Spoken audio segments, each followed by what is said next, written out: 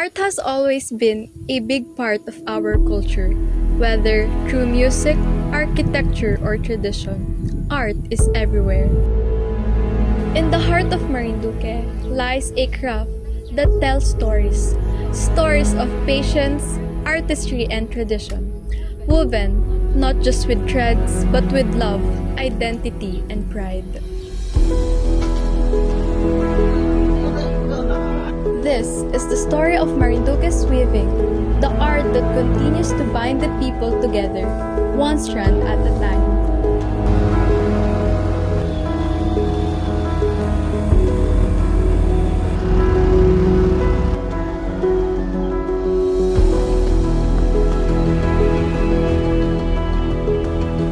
Good day, everyone! Today, we are at, drumroll please, Barangay de Villa! We are about to meet the talented local weavers and see how they turn beautiful threads into art.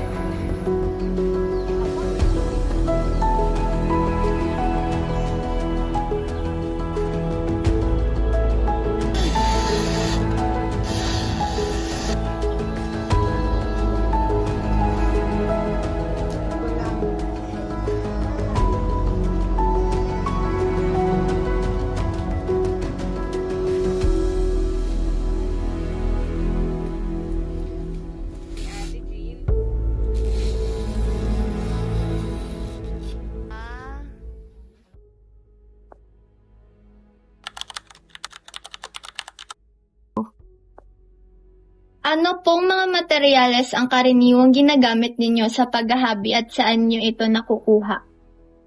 Ang materialis namin ay buli at saka abaka na nakukuha dito lamang sa aming barangay saka sa barangay. First question po, paano kayo nagsimulang humabi? Ay nag-training kami ng paghabi 2016. Nagkaroon kami ng product development sa tulong ng DTI at saka ng DARO. Mayroon po bang mga disenyo o pattern na may espesyal na kahulugan dito sa Marinduque? Wala naman. Kung ano lang yung mga design na inahingi ng buyer, yun lang yung aming ginagawa. Wala namang special na design. Ano po ang mga hamon na nararanasan ninyo bilang mga hobby sa panahon ngayon? Sa panahon ngayong tag-ulan, edi yung pagpatuyo ng materyales at saka yung pagbiyahe ng aming mga product. Hindi maibiyahe kasi malakas ang alon, lalo na yung inadala namin sa Paano po nakakatulong ang paghahabi sa inyong pamilya o komunidad? nakakatulong dahil nakakadagdag dun sa yung mga bayad sa amin ay nakakatulong sa pag-aral ng mga anak tsaka dun sa mga pang-araw-araw na pangangailangan ng aming pamilya. Ano po ang nagtulak sa inyo na ipagpatuloy ang sining na ito? Ang unang dahilan ay siyempre para magkaroon ng extra income, tapos para maipagpatuloy yung traditional na kagawian. Pero ang pinakang main reason ay yung dagdag income, livelihood para sa mga community na nangangailangan. Ano po ang nararamdaman ninyo kapag natatapos ninyo ang inyong hinabing obra? Masaya at nakakatapos, kakapag-deliver dun sa mga buyer at nakakatanggap ng bayad. Nakakatulong din sa mga pamilya na manggagawa. Gaano po kahalaga ang paghahabi sa kultura ng Barangay de Villa at ng Marinduque? Mahalaga ang paghahabi dahil bukod sa kultura na dapat may pagpatuloy. Ito ay nakakatulong sa kalikasan dahil yung sa halip na plastic ang gamitin ay yung mga bayong na aming ginagawa ay siyang ginagamit. Ito ay para makatulong sa climate change na nangyayari sa ating kapaligiran. Ano po ang pinakamalaking hamon sa pagpapanatili ng tradisyonal na sining tulad ng paghahabi? Ang mahirap ay yung hindi interesado yung mga kabataan na ipagpatuloy yung tradisyonal na paghahabi dahil bukod sa mahirap ay maliit ang kita. Hindi makakasustain kung ito lang yung pagkakakitaan mo talaga. Paano po makakatulong ang kabataan sa pagpatuloy ng sining na ito? Marami rin namang mga kabataan na nag-aaral at sana ay magtuloy-tuloy at magkaroon ng mga kabataan na maturuan at maparami pa yung mga kabataan na interesado sa paghahabi para magtuloy-tuloy yung kultura ng paghahabi dito sa ating lalawigan. Gaano po katagal bago matapos ang isang hinabing produkto? Depende sa size ng ginagawa at saka depende kung gaano kahirap gawain yung isang produkto. Pero pangkaraniwan, yung mga bag na ginagawa namin, 2 oras kaya namang tapusin yung isang bag. Pero itong inagawa ko ngayon, 1 linggo bago matapos.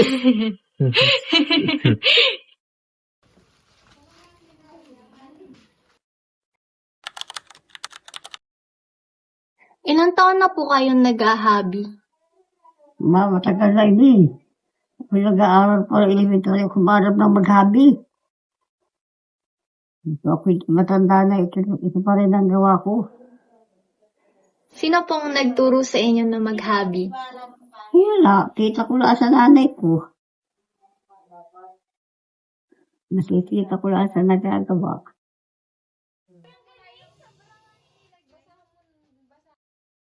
Kapag po nadidinig ninyo na na unti-unti na pong nawawala po nakakalimutan na ang paghahabi, ano po ang nararamdaman ninyo? Ako masama ang pakiramdam bagay ako kasi masakit ang ulo. Namula rin ang mata ko. Matanda na. Hindi siya gala ako maganito. Ako naiit naman ako pagpahiga-higa lang.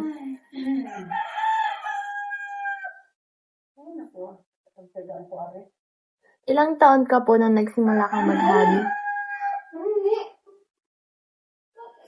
Hindi ka tatanggap sa trabaho. Ako nagigilagod taon na rin. Sabi mo, ay grade 3 pa ako. Babae. Tagal na. Marunong lang sa school ako nagagawa. Pag project namin. Masaya po ba kayo sa ginagawa ninyo at bakit? Ay, masaya ako dito sa gawa ko dahil ako nakita ng pira dito ngayon. Kahit noong pa nakita rin ng pira kung ako nagpapahami sa akin. Magtatanong po ulit ako. Ano po yung una nyong natutunan na na design? Ganito lang. Merong dito lang may design sa tabi dahil sa mga gawin. Ay, yung technique po. Hindi pa pa ganito. Ang bilangan na nga kung gano'n ang design mo. Kung gano'n ka. Alam mo kami yung malagyan. Bilang din itong bawat bigla. Ilang oras po sa isang araw kayo nagagawa ng isang naghahabi? Matagal din habihin itong ganito. Ilang araw ko lang gawa at dalawa na. 24 hours po kayo nagawa? Ay, hindi naman. Natulog pa ako. Magkano po yung ganyan? Bagay na Ayaw benta ako niyo. sa manager namin.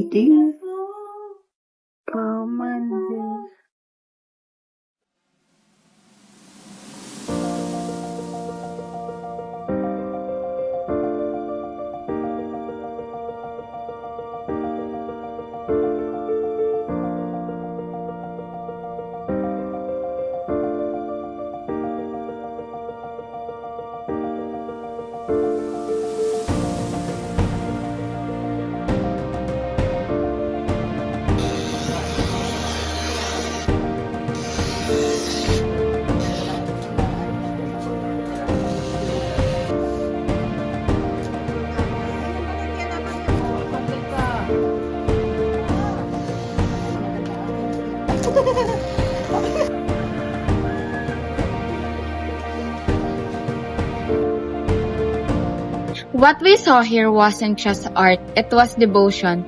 Every thread they weave tells a story of patience and purpose. Some learn this craft from their elders, others learn that from GTI program. No matter how they learned it, they are happy to continue it.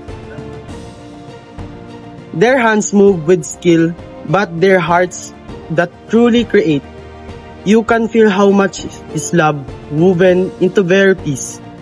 The visit taught us the tradition will never fade as long as people, chosen to remember, to create, and to share their art with the world.